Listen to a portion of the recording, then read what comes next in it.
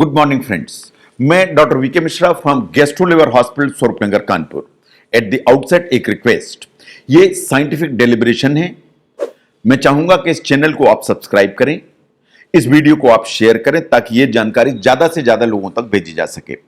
आज मैं बिल्कुल डिफरेंट उस पर बात करूंगा। आज मैं बात करूंगा हार्ट बर्न या सीने में जो जलन होती है इन GERD या गैस्ट्रो इसोफेजियल रिफ्लक्स डिजीज के बारे में। यह वास्तव में एक क्विज है। ये कुछ क्वेश्चंस जो मैं चाहता हूं कि आप ध्यान से सुने और जरा सोच के देखें कि आपको इसके कितने सही आंसर्स मालूम हैं। नाउ अगर हम देखें क्या GERD, इसको कहते हैं कि आपके खाने की जो थैली है उससे कुछ कंटेंट खाने की नली में आ जाते हैं। क्या इसे GERD कहते हैं या GERD किसी और कहते हैं? ये सही बात है कि GERD इसी को कहते हैं। GERD एक्चुअली जो खाने की जो थैली है, खाने की थैली में जो कंटेंट होते हैं उनमें एसिड भी होता है। इन कंटेंट के खाने की नली के अंदर के आने का काम है। ये जो खाने की थैली होती है उसमें एसिड होता है, जो हम खाना खाते हैं उसका कुछ मटेरियल होता है। जब ये मिक्स मटेरियल या एसिड खाने की नली में आ जाता है, ये बेसिकली GERD या गैस्ट्रो इसोफेजियल रिफ्लक्स डिजीज कहलाता है। जब एसिड यहां आएगा तो हमारी जो खाने की नली है इसमें जलन होगी। आपको चेस्ट में जलन होगी, आपको गले तक जलन हो सकती है।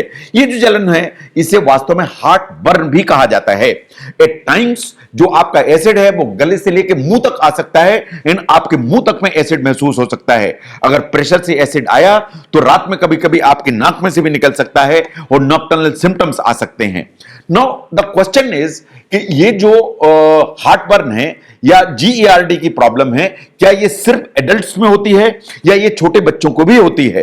क्या छोटे बच्चों को भी GERD की प्रॉब्लम होती है? ये फॉल्स है कि ऐसा माना जाता है कि छोटे बच्चों को GERD नहीं होता है। ऐसा है नहीं। साइंस ऐसा मानती है कि जो GERD है या गैस्ट्रो इसोफेजियल रिफ्लक्स डिजीज है, ये हर एज में होती है। ये इन्फेंट्स में होती है, यानी बिल्कुल जो छोटे बच्चे होते हैं, जो 3 महीने से भी छोटे होते हैं। साइंस ऐसा मानती है कि 3 महीने से जो छोटे बच्चे होते हैं, ऑलमोस्ट 50% बच्चों को GERD जैसी प्रॉब्लम होती है। इसका मतलब उनका बार बार एसिड और खाना पलट पलट के खाने की नली में आता है। लेकिन अगर आपके बच्चे को बार बार वॉमिटिंग हो रही है, आपके बच्चे को बार बार कफ हो रहा है, आपके बच्चे को जो ना दूध पीते समय चोकिंग हो रही है या गैगिंग का सेंसेशन आ रहा है, या फीडिंग करते समय बच्चा बहुत जोर से रो रहा है, और अगर बच्चे की उम्र 2 साल 3 साल है और बच्चा बोलता है कि मुझे यहां तक जलन पैदा होती है, तो आपको अपने डॉक्टर से कंसल्ट करने की जरूरत है।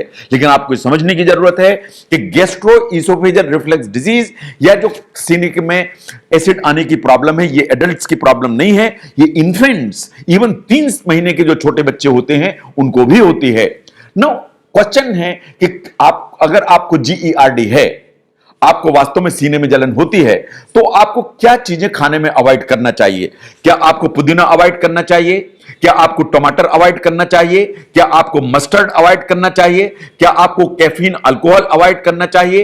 क्या आपको संतरा अवॉइड करना चाहिए या सिरका या विनेगर जैसी चीजें अवॉइड करनी चाहिए? साइंस ऐसा मानती है कि जितनी भी लिस्ट अभी मैंने आपके सामने रखी, आपको ये सभी चीजें अवॉइड करनी चाहिए। आपको मिंट अवॉइड करना चाहिए, आपको टोमेटो अवॉइड करना चाहिए, आपको मस्टर्ड अवॉइड करना चाहिए, कैफीन अल्कोहल बंद करना चाहिए, एंड जितने भी खट्टे फ्रूट जूस हैं, मौसमी हैं, संतरा है, उनको अलग करने की जरूरत है। और आपको अपने खाने में विनेगर या सिरका जैसी जो चीजें हैं इनको नहीं लेना चाहिए। नो जो रिफ्लक्स है, एक क्वेश्चन है कि इसका अल्टरनेट क्या टर्म है? क्या इसका कोई अल्टरनेट टर्म है? क्या आप वॉमिटिंग को रिफ्लक्स कहते हैं? क्या एसिड के चलते जो इरोजन हो जाते हैं उसे रिफ्लक्स कहते हैं? या मुंह में बार बार आपकी जो लार बनती है आप उसे रिफ्लक्स कहते हैं? आप किसे रिफ्लक्स कहते हैं? एक्चुअली ये रिगर्जिटेशन है जिसे आप रिफ्लक्स कहते हैं। अगर रिगर्जिटेशन है उसको रिफ्लक्स माना जाएगा। रिफ्लक्स के लिए एक अल्टरनेटिव जो टर्म है वास्तव में क्या हो सकती है? अगर खाने की थैली से रिफ्लक्स होकर खाने की नली में आता है, एक जो बैकवर्ड फ्लो होता है, तो उसके चलते जो रिगर्जिटेशन होता है वो हमारी खाने की नली में आता है। जो रिगर्जिटेशन होगा उसमें एसिड होगा, उसमें पेप्सिन होगा, उसके चलते यहां पे सिम्टम्स आएंगे, चाहे वो जलन आए, चाहे पेन आए, चाहे अटकन महसूस हो। बट जो खाने की नली में जो एसिड ऊपर की तरफ आता है ये वास्तव में रिगर्जिटेशन कहलाता है। इसका मतलब है कि regurgitation of the contents from stomach into the oesophagus is वास्तव में is a symptom of GERD। Now what is the cure for GERD? GERD permanently कैसे ठीक होगा?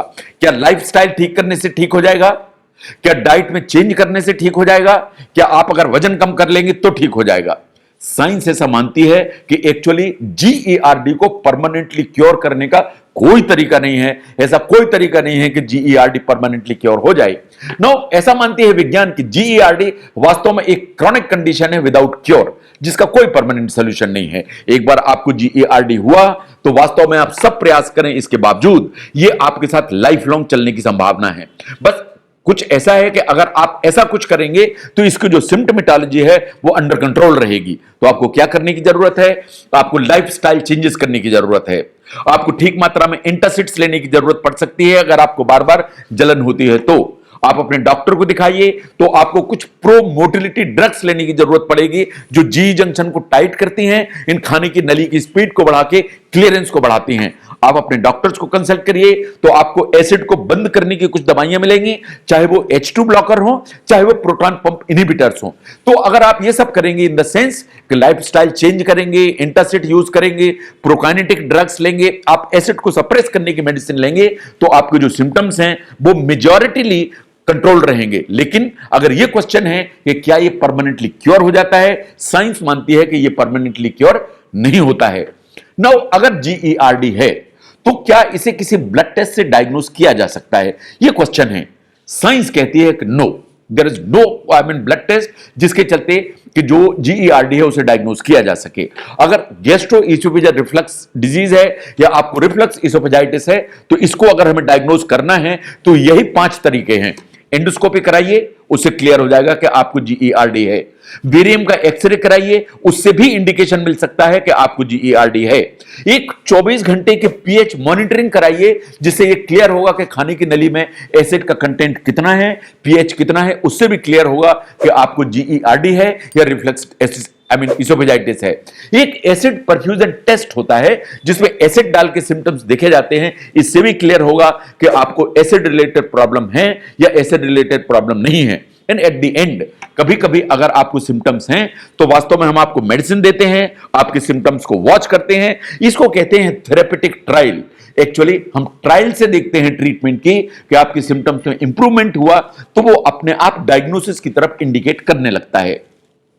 नाउ द क्वेश्चन इज कि जो बेरेट्स इसोफेगस है ये पोटेंशियली रिफ्लक्स इसोफेजाइटिस का कॉम्प्लिकेशन है या कॉम्प्लिकेशन नहीं है। साइंस ऐसा मानती है कि यस, जो बेरेट्स इसोफेगस है ये जीईआरडी या रिफ्लक्स इसोफेजाइटिस का बहुत सिग्निफिकेंट कॉम्प्लिकेशन है जो आपको हमेशा अपने दिमाग में रखने की जरूरत है। ये सीरियस कॉम्प्लिकेशन है। ये महिलाओं के कंपैरिजन में ये पुरुषों में ज्यादा होता है। वास्तव में आपकी जो लाइनिंग होती है खाने की नली, ये डैमेज हो जाती है। ये डैमेज होती है तो इसमें जो म्यूकोजा नॉर्मली होती है उसको कहते हैं स्क्वेमस म्यूकोजा। ये डैमेज होकर इसकी जगह पर कॉलमनर म्यूकोजा वास्तव में डेवलप हो जाती है। साइंस ऐसा मानती है कि अगर आपको बेरेट्स इसोफेगस डेवलप हुई जीईआरडी के चलते तो ये प्री कैंसरस कंडीशन है। साइंस ऐसा मानती है कि अप्रॉक्सीमेटली 10 to 15% पेशेंट्स जिनको जीईआरडी होता है या रिफ्लक्स इसोफेजाइटिस होती है या रिफ्लक्स डिजीज होती है उनको बेरेट्स इसोफेगस होने की संभावना होती है। तो Barrett's in the sense is a serious complication. Now एक क्वेश्चन है कि Who are the ones जो जीईआरडी से सबसे ज्यादा सफर करते हैं? क्या ये प्रेग्नेंट फीमेल्स में ज्यादा होता है? क्या ये उन लोगों को ज्यादा होता है जो ओबीस हैं या मोटे हैं या जिनकी तौल निकली हुई है? क्या ये उनको ज्यादा होता है जो स्मोकिंग ज्यादा करते हैं? साइंस ऐसा मानती है कि ये सभी के सभी जो कैटेगरी के लोग हैं इनको जीईआरडी या रिफ्लक्स एसिडिटी होने की संभावना ज्यादा है। जो सबसे ज्यादा लोग होते हैं जिनको रिफ्लक्स जीईआरडी या रिफ्लक्स इसोफेजाइटिस होती है उसको प्रॉपरली उन कैटेगरी को देखिए। लोग जो बहुत मोटे हैं, जिन्हें प्रेगनेंसी है, लोग जो स्मोकिंग करते हैं या टोबैको किसी फॉर्म में यूज करते हैं उन्हें जीईआरडी या रिफ्लक्स होने की संभावना ज्यादा है। लोग जो कुछ मेडिसिन यूज करते हैं जैसे कुछ ब्लड प्रेशर की दवाइयां हैं, कैल्शियम चैनल ब्लॉकर, या जो सांस की दवाइयां होती हैं जैसे थियोफाइलिन या नाइट्रेट्स, इनके चलते जीईआरडी का जो इंसिडेंस है वो बढ़ता है। अगर आप बहुत ज्यादा फैटी फूड खाते हैं, चॉकलेट्स लेते हैं, आप कैफीन ज्यादा यूज करते हैं, सिट्रस फ्रूट्स ज्यादा यूज करते हैं, टोमेटो जैसी चीज ज्यादा यूज करते हैं, आपको रिफ्लक्स प्लस जीईआरडी होने की संभावना ज्यादा है। अगर आप लार्ज अमाउंट का मील लेते हैं जो स्टमक में प्रेशर करता है और बार बार रिफ्लक्स या प्रेशर से ऊपर की तरफ लाता है, उसमें जीईआरडी होने की संभावना ज्यादा है। नो, अगर आप रात में सोने के बहुत क्लोजली खाना खाते हैं, इन द सेंस कि आप 11 बजे खाना खाते हैं और खाते हैं एंड 11:15 बजे सो जाते हैं, आप सिर्फ 10-15 मिनट के इंटरवल में उसी विंडो में जो सो जाते हैं, तो पॉसिबिलिटी इस चीज की है कि खाने की थैली में जो आपने खाना खाया है जिसमें एसिड ज्यादा है, वो प्रेशर के चलते खाने की नली में आएगा। खाने की नली में आएगा तो आपको जीईआरडी होने की जो संभावना है वो बढ़ जाती है। इसके अलावा अगर आपको हाइटस हर्निया है, आपको डायबिटीज है, आपने रैपिडली वेट गेन किया है, तो इस चीज की ज्यादा संभावना है कि आपको जीईआरडी या रिफ्लक्स इसोफेजाइटिस हो जाएगी। Now question is it possible to prevent GERD? क्या इसे रोका जा सकता है? साइंस से मानती है कि yes, it can be prevented. कैसे उसको प्रिवेंट कर सकते हैं? आपको सबसे पहले तो उन चीजों को पहचानने की जरूरत है जिनके चलते जीईआरडी हो रहा है, जिसे इसके पहले की स्लाइड में मैंने बात की। नाउ एक हेल्दी वेट को मेंटेन करके रखिए, आप जीईआरडी से बच सकते हैं। आप लार्ज मील को अवॉइड करिए, आप जीईआरडी से बच सकते हैं। आपको रात में सोने से 3 घंटे पहले तक कुछ नहीं खाना चाहिए, तो जीईआरडी का इंसिडेंस बहुत सिग्निफिकेंटली कम हो जाएगा। अगर आप फैटी फूड अलग कर देंगे, कैफीन को अलग कर देंगे, तो जीईआरडी का इंसिडेंस कम हो जाएगा। आपको अल्कोहल रिड्यूस कर देनी चाहिए, आपको स्मोकिंग बंद कर देनी चाहिए, टोबैको इन एनी फॉर्म बंद कर देना चाहिए, तो जीईआरडी का जो इंसिडेंस है वो कम हो जाएगा। एंड साइंस से मानती है कि आपने खाना खाया, जब आपका पेट भरा हुआ है, तो भरे पेट पर आपको एक्सरसाइज नहीं करना चाहिए, क्योंकि भरे पेट पर अगर आप एक्सरसाइज करते हैं तो जो खाना है वो रिफ्लक्स होकर आपकी खाने की नली में आता है, और खाने की नली में आता है तो वो रिफ्लक्स इसोफेजाइटिस इन जीईआरडी क्रिएट करता है। नो, एक क्वेश्चन है कि ऐसा कौन सा कैंसर है जो वास्तव में रिफ्लक्स इसोफेजाइटिस या जीईआरडी से लिंक्ड है? क्या मुंह का कैंसर का इंसिडेंस जीईआरडी में ज्यादा है? क्या गले के कैंसर का इंसिडेंस जीईआरडी में ज्यादा है? क्या खाने की थैली के कैंसर का इंसिडेंस जीईआरडी में ज्यादा है? क्या कैंसर ईसोफेगस या खाने की नली के कैंसर का इंसिडेंस ज्यादा है? साइंस ऐसा मानती है कि जो खाने की नली या ईसोफेगस का जो कैंसर है उसका इंसिडेंस जीईआरडी में सबसे ज्यादा होता है। जो खाने की नली में कैंसर जीईआरडी से लिंक्ड है, साइंटिफिकली इसे कहते हैं एडिनोकार्सिनोमा। जो कैंसर्स होते हैं वो 2 तरह के होते हैं खाने की नली में। एक होता है स्क्वेमस सेल कार्सिनोमा, जो वास्तव में स्क्वेमस म्यूकोजा पे डेवलप होता है।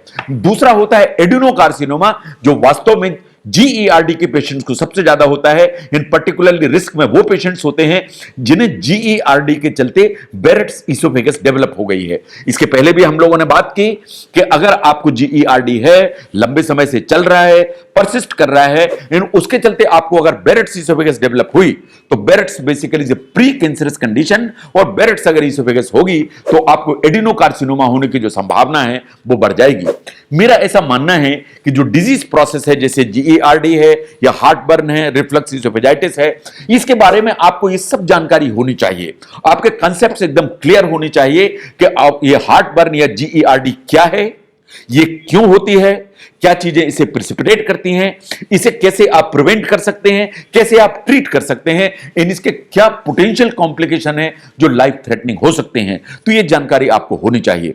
अगर आप समझते हैं कि जीईआरडी हार्ट बर्न को समझने में यह वीडियो आपकी जानकारी को और बेहतर करता है, तो इस वीडियो को जरूर शेयर करें ताकि यह जानकारी बाकी लोगों तक भेजी जा सके।